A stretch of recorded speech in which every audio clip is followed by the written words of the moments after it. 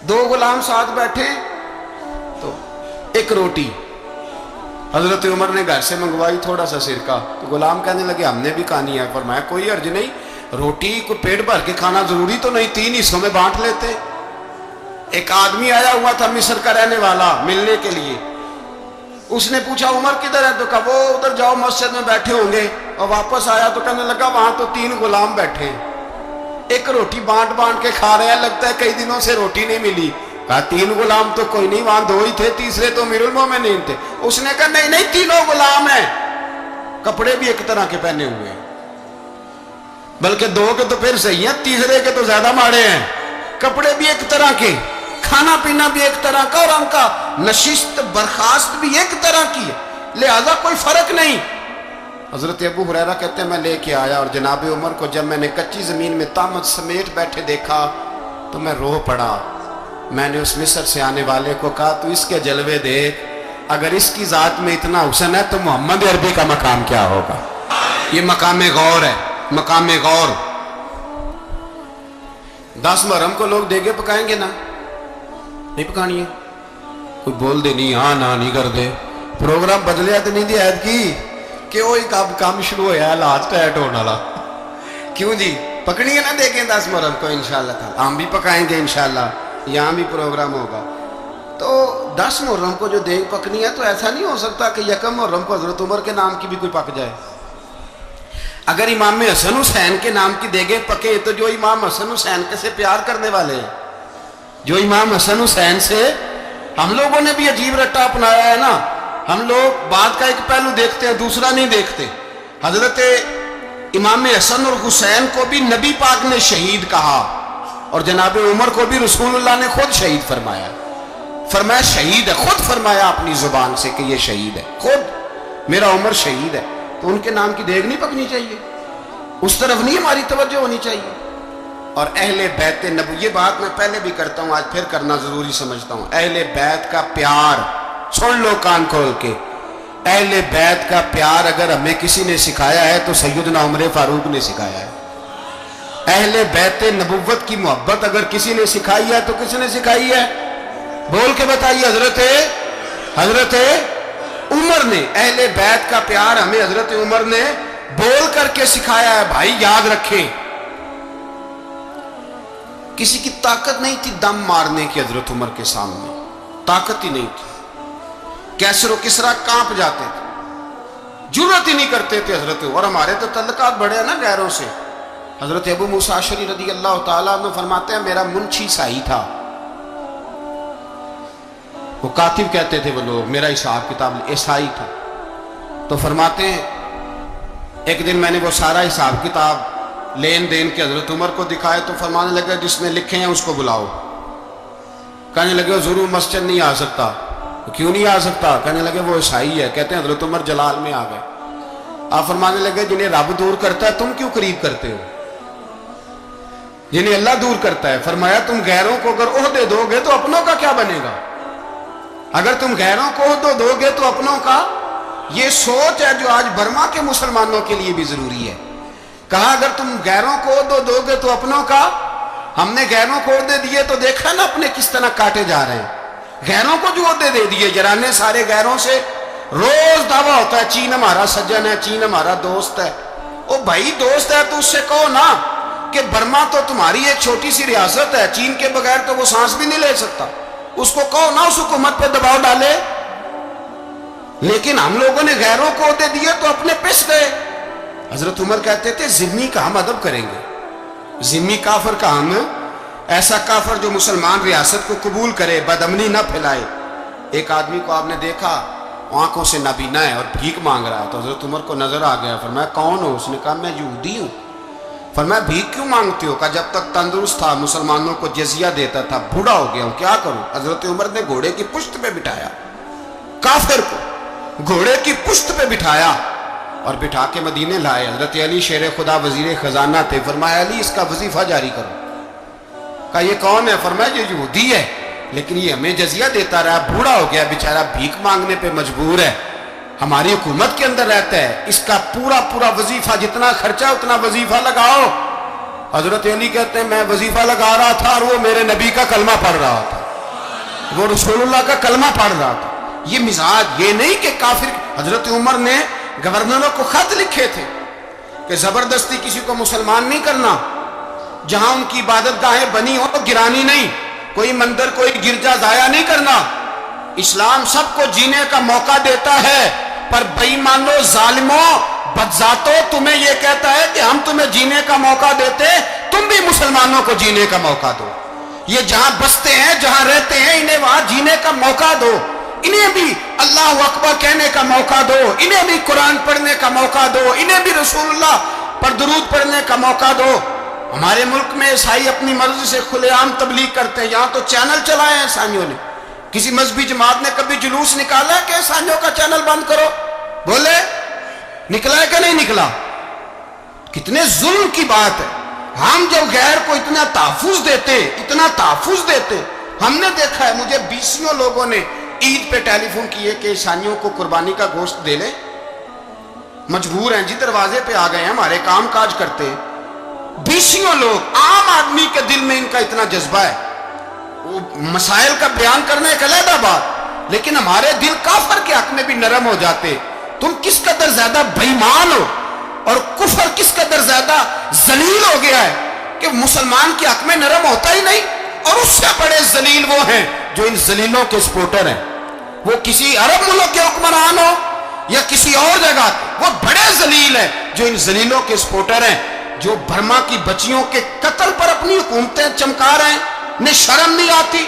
اس قدر مسلمان تڑپا ہے، لیکن ان بے غیرتوں کو ذرا ہوش نہیں آئی، اور یہ ان کے کماش، ان کے دلال جو ہر جگہ ان کی سپورٹ کر کے اپنی حکومتیں قائم کرتے ہیں، بے ایمانوں کو پتہ نہیں کہ کب ان پر اللہ کا عذاب اترے گا اور کس طرح ان کے پرخشے اڑیں گے۔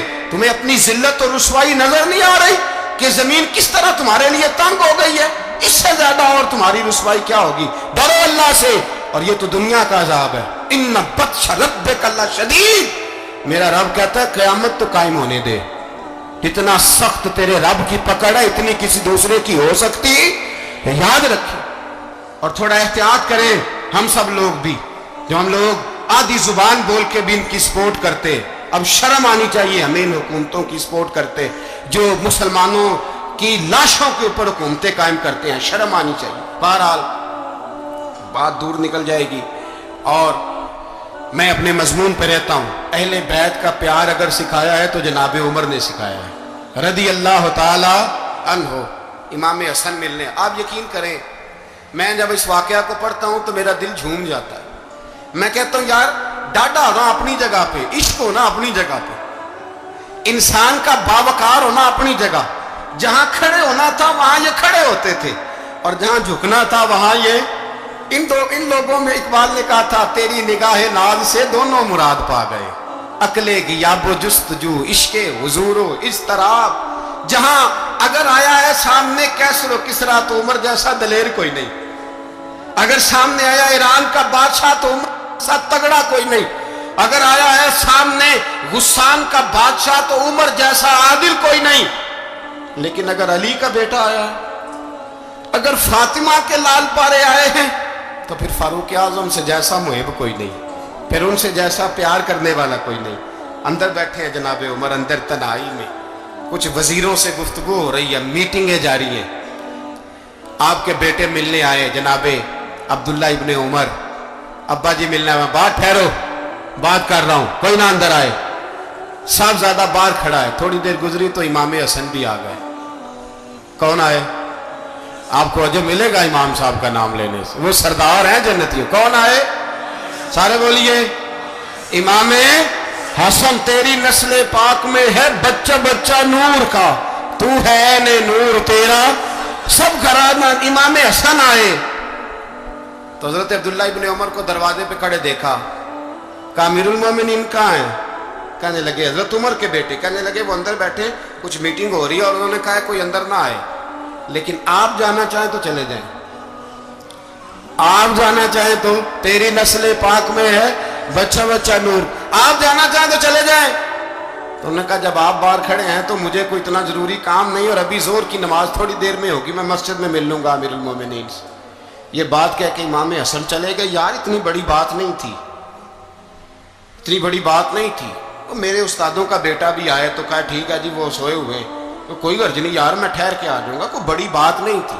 دیکھا جائے تو بڑی بات نہیں تھی, پر بات بہت بڑی تھی اس لیے کہ یہ خالی حسن نہیں, یہ حسن ابن علی ہے, یہ حضرت فاطمہ کے لخت جگر. حضرت عمر باہر نکلے, عبداللہ ابن عمر سے پوچھا کوئی آیا تو نہیں؟ تو کہا حضور امام حسن آئے تھے. تو کہا پھر شہزادے کو اندر کیوں نہیں بھیجا؟ کہا میں نے کہا تھا. وہ کہنے لگے اگر امیر المومنین مصروف ہیں تو میں ظہر میں مل لوں گا. حضرت عمر رونے لگے, فرمایا بیٹے تو نے اچھا نہیں کیا. پھر مسجد نہیں گئے, سیدھے امام حسن کے دروازے دستک دی. امام حسن باہر آئے, کہا شہزادے آئے تھے تو ملے کیوں نہیں؟ تو امام حسن کہنے لگے حضور آپ کا اپنا بیٹا دروازے پہ کھڑا تھا, آپ کا اپنا بیٹا دروازے پہ کھڑا تھا, اور منع بھی کیا تھا آپ نے تو میں زور میں مل لیتا. حضرت امام حسن فرماتے جوش جذبات میں جناب عمر نے سر سے پگڑی اتار دی, جوش جذبات میں. کہنے لگے حسن میرے بیٹے کا اور آپ کا کیا مقابلہ؟ کیا اس کی ماں کا نام فاطمہ الزہرا ہے؟ کیا اس کی نانی کا نام خدیجۃ الکبریٰ ہے؟ کیا اس کے نانے کا نام محمد مصطفیٰ ہے؟ آپ کا اور اس کا کیا مقابلہ؟ پھر رو پڑے اور کہنے لگے بیٹے میں مکے کے صحراؤں میں اونٹ چرایا کرتا تھا, یہ جو میرے سر پر عزت کے بال ہیں یہ تیرے نانے کے اگائے ہوئے. میں مکے کے خبردار شہزادے خبردار. او بھائی اہل بیت نبوت کے ادب کا رنگ اگر سکھایا ہے تو سیدنا عمر نے سکھایا ہے. حضرت عمر فاروق اتھارٹی ہے, اسلام کی اتھارٹی. یکم محرم حضرت عمر کی شہادت ہے. یہودی بول اٹھا, کافر بول اٹھا, اگر 6 مہینے عمر دنیا میں اور رہتے تو دنیا میں کوئی کافر موجود نہ ہوتا. 6 مہینے. اور جب اس بطل جلیل کا جنازہ اٹھا, اللہ بخاری پڑھیے نا, اللہم ارزقنا شہادت فی سبیلک, اللہ بسترے کی موت نہ دینا, شہادت کی دینا. عمر شہید ہوئے, مسجد نبوی میں نماز پڑھاتے, اور جب جنازہ اٹھا تو مدینے کا پھر پیچھے جو دلیر بچے وہ مولا علی تھے. مولا علی جناب عمر کا جنازہ اٹھا تو سب سے پہلی ہائے جو نکلی وہ حضرت علی کی زبان سے نکلی, اور حضرت علی ساری داڑھی آنسوؤں سے بھر گئی. لوگوں نے کہا کہ علی کیا ہوا؟ فرمانے لگے تم دیکھ نہیں رہے جنازہ کس کا اٹھا ہے, پلٹ کے دیکھو تو صحیح, تمہیں پتہ نہیں یہ کون گیا ہے؟ کہ حضور کیا ہوا؟ آپ فرمانے لگے عمر اس طرح کے کام کر کے گیا ہے, اب ان کے رستوں پہ کون چلے گا؟ کون اس کے جگر راہ وفا میں؟ میں نقش ایسے چھوڑ آیا ہوں, میں جس منزل سے گزرا ہوں وہ اب تک یاد کرتی ہے. حضرت علی حضرت عمر کے جنازے پہ کھڑے ہو کے کہتے ہیں اللہ مجھے اس طرح کے عمل کرنے کی توفیق دے جس طرح کے عمر کر کے گیا. میرے بھائی بطل عزیز, بطل حریت حضرت عمر رضی اللہ تعالیٰ عنہ جو اپنی زندگی انقلاب والی گزار کے گئے.